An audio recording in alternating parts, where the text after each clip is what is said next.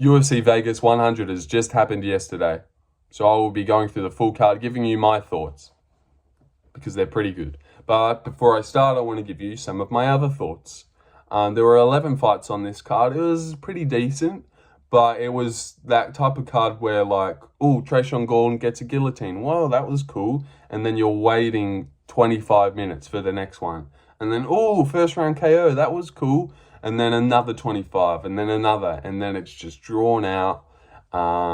Everyone in the Octagon interviews actually getting an interview, but they're also getting like 5 questions. That's how you know they're trying to drag it out. So yeah, only 11 fights, not the most, but that's not going to stop everyone from giving themselves a little bit of praise for doing well on this card. A lot of people, I went perfect. First time I've done perfect since I started. Yeah, only one underdog won. All right. And not to make that a little bit worse, but one underdog won. And then here are some of the favorites. $1.11 was Zaleski dos Santos to Zach Scroggin's like $6.70. Karolina, $5. Dusko, $5. Denise Gomes was $1.18. Mansur, $1.19. Gillian Robertson, $1.20. Neil Magny was fucking $7. GM3 was on the card in the co-main event spot. Obviously, no one picked him. Like, so yeah, I just really don't get it. When I seen all the comments in people's event recaps, even some thumbnails on event recaps, 100%. Yeah, so did nearly everyone and their mum. I only got two wrong, so yeah, a bit disappointing because you really should have got them all. Because this was blatant and obvious. The only reason I got a couple wrong is because I just can't help myself. I like to think that not all the favorites are going to win, so I will find the underdog. But yes, all the favorites won. And if you could calculate the average underdog for all the cards in UFC history, like UFC 308, the average underdog, plus 310, plus 250. I don't know what the pluses mean. But for example, 308, $2.25 was the average underdog. 307, average underdog, $2.60. You get to this fight night, average underdog, like $4 something. Like, it was embarrassing. It was a Bellator card, terrible to make multis with, but not going to stop everyone from saying, God, I did really good. Yeah, so I just wanted to say that at the start because it just pissed me off looking at people praise themselves for this one. Like, come on. Get UFC 309 perfect, and then I'll be like, wow, this guy's good. Yeah, not some shitty fucking fight night. Melissa Mullins versus Klaudia Sygula. So I went Melissa Mullins. Yeah, I didn't go the $3 girl in her debut. God, everyone did so good. Yeah, I'll stop complaining now. Melissa Mullins, ground and pound TKOs, which I said. Yeah, but I said in the 3rd round, so a bit disappointing. But Melissa does love a ground and pound TKO. That's what she did to Daria. Yeah, Melissa Mullins is a bit decent. Very highly touted prospect coming in. Butch and strong, and yeah. She gets like an easy trip with 30 seconds left and mounts Klaudia. Smells like it's about to end. And then round 2, she trips her again in the first 30 seconds and then mounts her and then pounds her away. Gets a TKO. Good job, Melissa Mullins. And yeah, we all got one right. Tresean Gore versus Antonio Trocoli. Yeah, gosh, bit of a like, and it's over. Yeah, I think Trocoli went for a judo throw. I went Tresean as well, by TKO. Silly. Gets 2 guillotines back to back. People are really guillotines are making a comeback. The amount of guillotines you've seen. Did we get like 2 last week and then 1 this week? Yeah, they're making a comeback. But yeah, Tresean Gore just instantly puts Antonio's head into his arm and then guillotines him. So yeah, good job, Tresean Gore. I will just probably move on again. Yeah. Good job, Mackenzie Dern's boyfriend. Cody Stamann versus Damon Blackshear. Yeah, so the sub happened, 20 minutes until we got to the Damon fight. And then another first round KO, and it fucking just ruined it all again. but this one was actually a little bit better. Actually, no, he subbed him. So they're like, striking. Damon looks pretty good. A good 1-2 and stuff. And then he like pulls Cody's head down and then launches into a flying knee. I love when they do that. Love when they pull the head into it. And then he eats like a fucking clean flying knee. Hurts him bad. And then Damon lets go with combinations. Drops Cody down to the floor. Then he jumps on. Gets in this mounted guillotine. And then he's like trying to make it tighter. He's wrenching it. It looks tight as shit. I thought Cody was going to tap. He doesn't.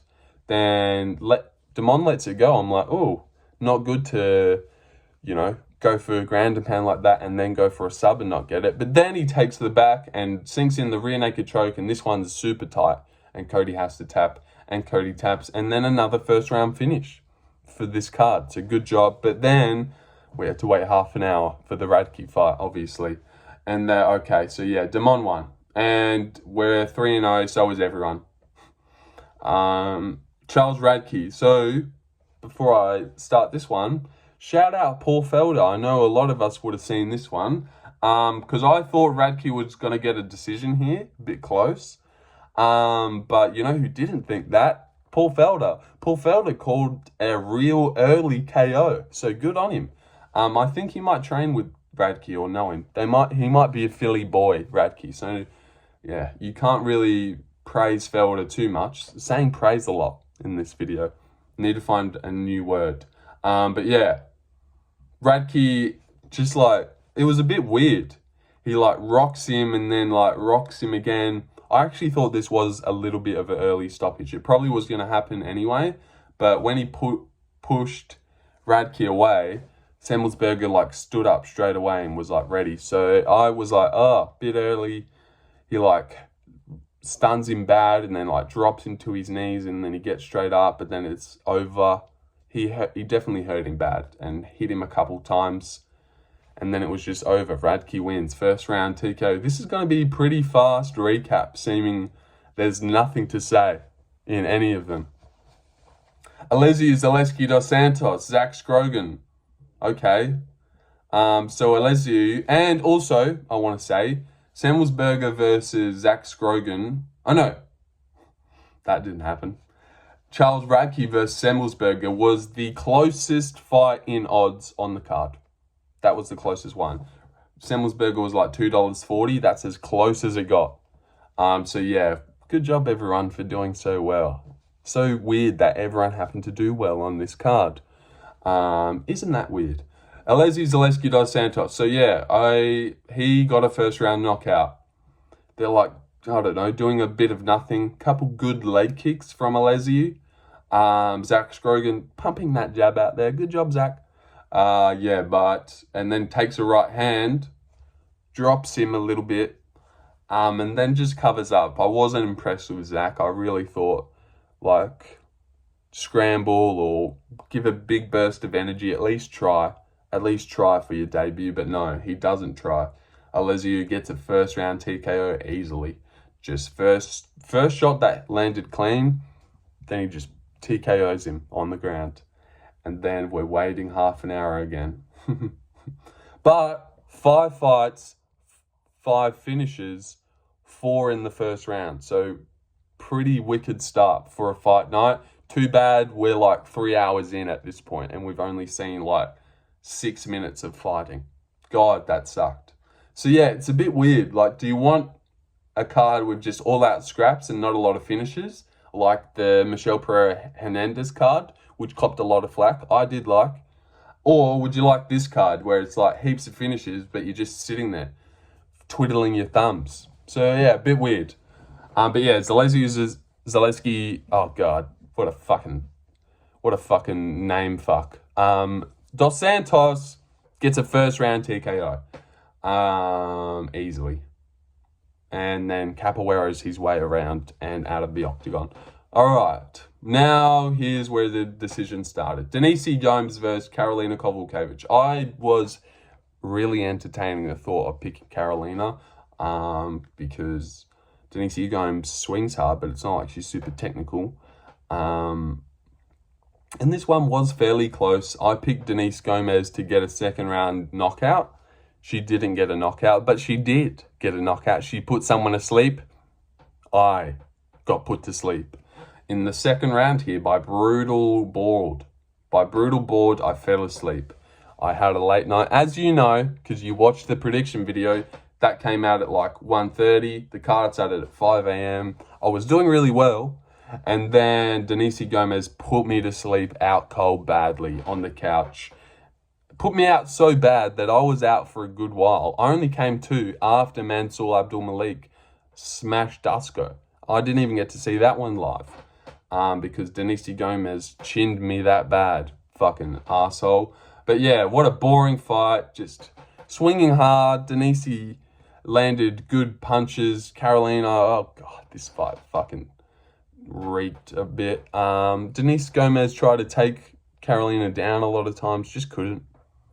Yeah, a bit of a nothing fight. Denise Gomes wins and ruins everyone's day. I said in my prediction video that she was paying real cheap for points. I reckon she could definitely get a KO. She can't. But yeah, Mansur Abdul Malik versus Dusko Todorovic. I went Mansur Abdul Malik. So did everyone. I don't even know. I think I might have gone second round knockout or something. But yeah, he gets a first round knockout. Dusko runs in with like a combo and gets dropped by I don't even know what. He just fucking falls to the ground, hurt by something. And then Mansur, God, this is just a bit of a shit video. There's like 4 fights left and we've just not really said anything. It was just a bit of a nothing card, wasn't it? Just a little placeholder card. Good job, guys, for showing up to work today. Yeah, he's like gone for leg locks the whole time. Look, I didn't hate them because it was preventing Mansur from ground and pounding his face off because he had to defend the leg locks and shit. And it was a really prolonged TKO. Like, I was getting worried that Abdul was going to blow his wad watching it back. Well, I actually knew he'd won, but I was like, God, he could almost blow his wad here. Yeah, it went for ages. Went for like 2 minutes, but luckily he got it. All right, I'll just go to the next one. God, there's nothing to say. This is going to take like 20 minutes. Luana Pinheiro versus Gillian Robertson. I went Luana Pinheiro. Yes, I did, and I honestly feel pretty good about it. In the first round, she was like stuffing the takedowns, like sprawling well. She'd get back up. She was landing the better shots, but then Gillian kind of took her down with like 40 seconds to go. I suppose she won that round, but I was like, damn. Sorry. No one's here to see that. Luana Pinheiro, in the second round, she wins clearly. And I'm like, holy shit. I'm good. I'm always going to get this massive underdog. But no, she lost the third very dominantly, almost a 10-8. I was actually thinking, God, if they give this a 10-8, could this be a draw? Could this be a draw for Luana? I said I'm feeling a draw. Happening soon. Not in this fight, but happening soon. There will be a draw. But yeah, 10-8 to kind of. But Luana did. Shit, I don't know, man. All I know is in the second round, Luana Pinheiro was doing a really good job. She was stuffing all the takedowns, schooling Gillian Robertson. She has decent striking, and that's what I said. So I feel really good about this one. I'm glad I picked Luana Pinheiro. Even though I got it wrong, I am proud of myself. And I'm proud of you, Luana, as well, who's also a little bit pretty. So hello. Okay. Cortavious Romious versus Gaston Bolaños. So I went Cortavious, got this one wrong as well. Gaston Bolaños looked pretty good. He's like a wiry build. That's a bit of a tough one to say. A wiry build. Especially when you say it a lot. It just gets a little bit silly. Wiry. Alright. Fucking need to stop that. Gaston Blanos, yeah, he's just better than Cortavious Romious, who is not good and did not look good on the Contender Series, but has like real fast twitch and weird strength. So he got a few explosive takedowns and actually dropped the shit out of Gaston Blanos in the first round. So I gave him that first round. I don't even know what the fuck he dropped him with, but he dropped him bad. Gaston was like falling all over the ground and shit. Cortavious definitely got that first round from that. Sorry. But yeah, I don't even fucking know what happened after that. God, this video is shit, hey? Shit. But maybe a little bit good. But probably shit. But yeah, Cortavious Romious from the Key and Peele skit, yeah, he did alright. But Gaston Blanos is better. Yeah, he drops his debut, loses round 2, loses round 3, gets elbowed a lot. I don't know.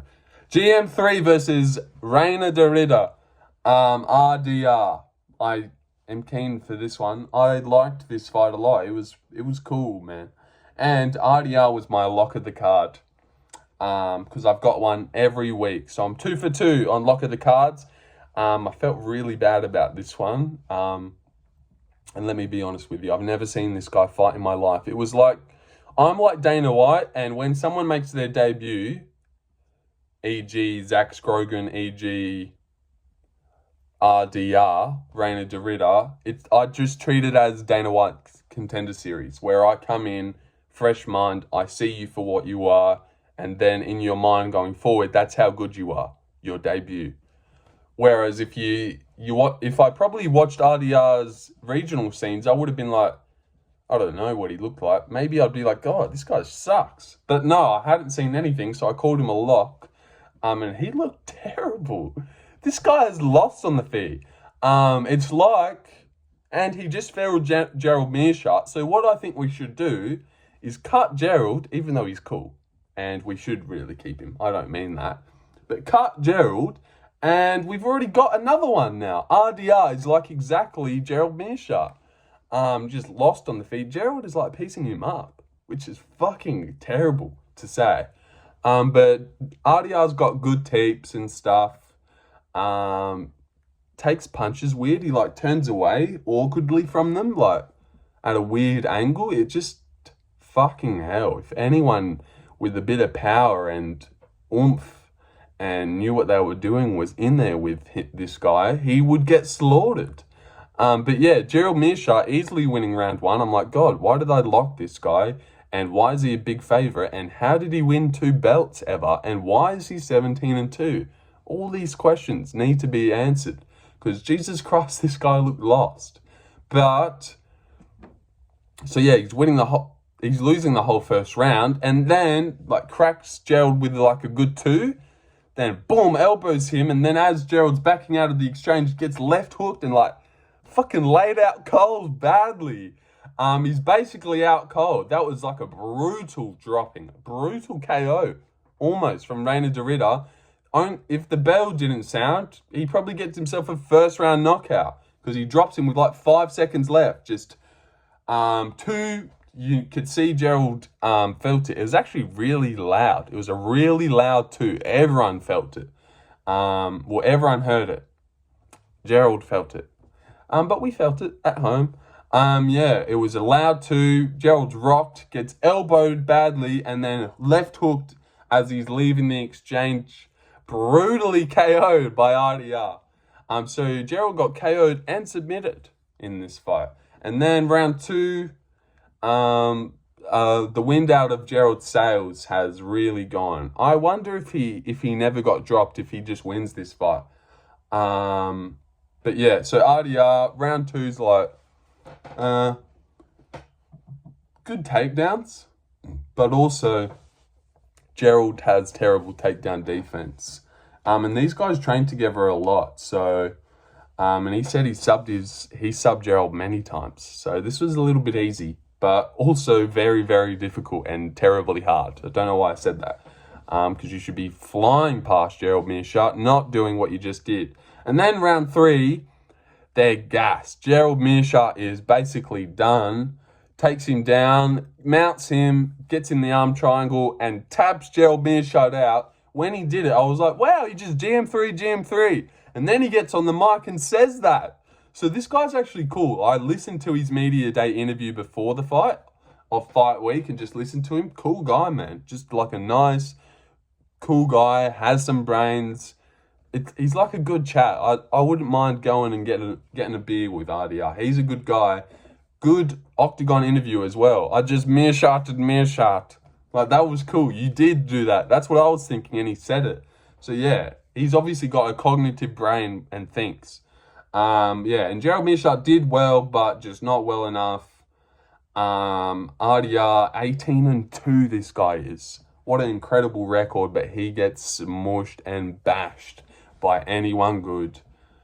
Charles Radtke probably fucking gives this guy problems. I know they're not at the same weight class, but Jesus Christ. Mansur Abdul Malik probably KOs him in the first round. Jesus Christ, this guy sucks. He sucks.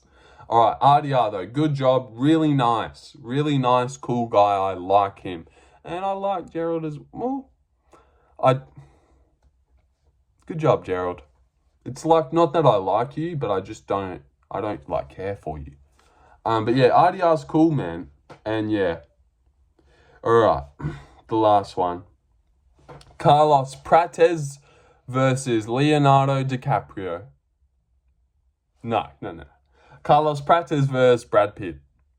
The award-winning actor, Neil Magny. You're a fucking liar, dude. I seen that you did that. You liar. That didn't hit you. No. It did. It glanced off the temple. He got knocked out. But it was a bit weird. Because he low-key wanted out of there really badly.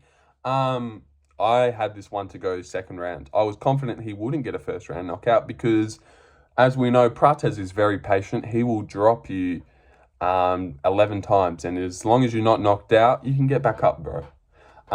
So yeah, Neil Magny comes out pretty game, willing to put his game plan on for about 3 minutes 30, and then he realized, holy shit, I'm not going to beat this guy. This guy's going to stung me up. He definitely was traumatized looking at Prates KOs because, man, I haven't seen Magny like terrified like this in a while. He was not backing away terrified like this from Ian Gary, from Shavkat, from Michael Morales. He was holding Michael on the fence the whole time. But God, he was shitting himself from Carlos Prates. And you know what else? Go watch Ponzinibbio's KO on Neil Magny. It was like fucking identical. Identical as in throws the shot and he just falls forward on his face. This guy's a liar! No, he's not. But, God, that looked weird. When it happened, I was like, no, he didn't! I was not happy. I was like, he fucking lied. Cheater. But no. When you really slow it down, it like, boom, boom. It like bounces off the fucking... I've just ruined me cute hair. But it just bounces off his forehead and fucking goes into the other room. Yeah, that's what happened. Just bounces off his fucking forehead a little bit. But God, it was a bit sus. Very, very sus indeed. I was like, what? I don't think so.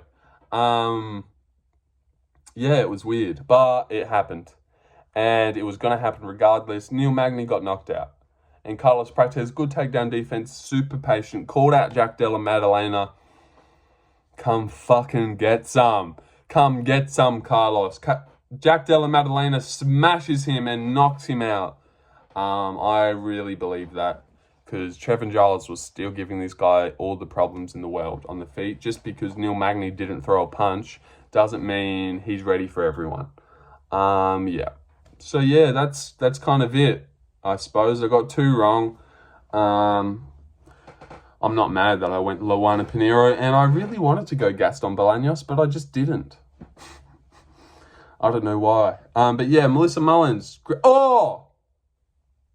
I said in my prediction video, I just listened to it back just to hear what you said.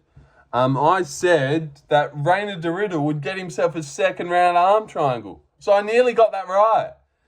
Third round arm triangle. God. So that felt cool when I listened to that back. Let me move the hair because it looks stupid. But yeah, I listened to it back and God, that was cool. Yeah. And I went Luana Pinheiro via Gillian not being able to get her down and Luana winning on the whole time they're on the feet. I went Cortavious Romious via being from a Key and Peele spit. Ah! Fuck! Really need to stop. Gerald Meerschaert versus RDR. I went RDR, yep. Went Mansur, obviously. Went Denise Gomes by second round KO. Lucky, because I was so close to going Karolina. Zaleski dos Santos, KO, yeah. Radtke decision, damn. But KO'd him. Damon, Tresean, bleh. And Melissa Mullins. Didn't you do good? Well done. Alright, so yeah, what a terrible, terrible video from me.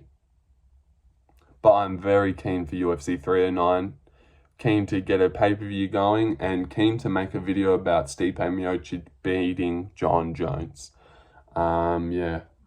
And if you're here right now, if for some reason someone is here right now watching at the 26-minute mark, picture this for me, my friend, and thank you for being here. Picture this. John Jones making tweets. Oh, who do you guys want me to fight next? Pereira or Aspinall? Ha ha ha. I'm so cool. Oh, Pereira's a good fight. Aspinall's a nobody. Ha ha ha. You know, just talking about Pereira, talking about Aspinall, not giving a fuck about Stipe, and then picture Stipe at his house, in his garage, just ripping the fuck out of a heavy bag in his garage as Jones is making his little fucking tweets and shit. Yeah, picture that, and then tell me Jones wins. Yeah, that's what I thought. All right, so 9 and 11 is what I went on the card. Chill. 9-11 is what I went. All right, and that's it. I'll stop there. All right, signing out. Yeah, signing out. Sorry for, well, I don't know. Suppose I didn't do nothing too bad. I'll just head out. Okay. Hi, Mom.